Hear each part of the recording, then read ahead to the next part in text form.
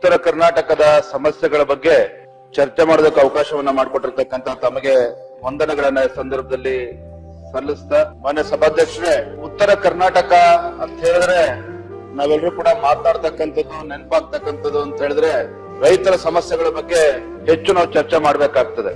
ಮತ್ತು ಈ ಭಾಗದಲ್ಲಿ ನೀರಾವರಿ ಯೋಜನೆಗಳಿಗೊಂದು ಶಾಶ್ವತವಾಗಿ ಪರಿಹಾರವನ್ನ ಕೊಡ್ತಕ್ಕಂಥದ್ದು, ಮತ್ತೆ ಉತ್ತರ ಕರ್ನಾಟಕದಲ್ಲಿ ವಿಶೇಷವಾಗಿ ಏನು ಯುವ ಜನತೆ ಉದ್ಯೋಗ ಅವಕಾಶದಿಂದ ವಂಚಿತರಾಗಿ ನೆರೆ ರಾಜ್ಯಗಳಿಗೆ ಗುಳೆ ಹೋಗ್ತಾ ಇರ್ತಕ್ಕಂಥದ್ದು, ಮತ್ತೆ ಏನು ಈ ಭಾಗದಲ್ಲಿ ಒಂದು ಮೂಲಭೂತ ಸೌಕರ್ಯಗಳು ಆ ಕೊರತೆಯನ್ನ ಈಡೇರಿಸತಕ್ಕಂಥದ್ದು.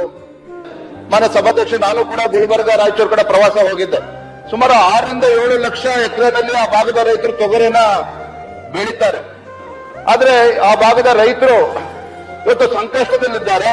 3 ಲಕ್ಷಕ್ಕೂ ಹೆಚ್ಚು ಎಕರೆನಲ್ಲಿ ಇವತ್ತೇನೋ ರೈತರು ಬೆಳೆದಂತ ತೊಗರಿ ಸಂಪೂರ್ಣವಾಗಿ ರೋಗಕ್ಕೆ ತುತ್ತಾಗಿದ್ದು, ಸಂಪೂರ್ಣವಾಗಿ ನಾಶ ಆಗಿದೆ. ನಾನು ತಮ್ಮ ಮುಖೇನ ರಾಜ್ಯ ಸರ್ಕಾರಕ್ಕೆ, ಮುಖ್ಯಮಂತ್ರಿಗಳೇ, ಗೌರವದ ಸಚಿವರೆಲ್ಲ ನಾನು ವಿನಂತಿಯನ್ನು ಮಾಡ್ತೇನೆ. ಏನಿವತ್ತು ಬೆಳೆ ಸಂಪೂರ್ಣ ನಾಶ ಆಗಿದೆ, ಅಲ್ಲಿ ಅಧಿಕಾರಿಗಳು ಹೋಗಿ ಸರ್ವೆನೂ ಕೂಡ ಮಾಡಿಲ್ಲ. ಯಾಕಂದ್ರೆ ಸರ್ವೆ ಮಾಡಿದ ತಕ್ಷಣ ಪರಿಹಾರ ಕೊಡಬೇಕಾಗ್ತದೆ. ಈಗಲಾದ್ರೂ ಕೂಡ ತಡ ಆಗಿದ್ರು ಸಹ ತಕ್ಷಣ ರಾಜ್ಯ ಸರ್ಕಾರ ಗಮನ ಕೊಟ್ಟು ಅದ್ರ ಬಗ್ಗೆನೂ ಕೂಡ ಸರ್ಕಾರ ಗಮನ ಹರಿಸಬೇಕು ಅಂತೇಳಿ ತಮ್ಮ ಮುಖೇನ ನಾನು ಆಗ್ರಹವನ್ನು ಮಾಡ್ತಾ ಇದ್ದೇನೆ.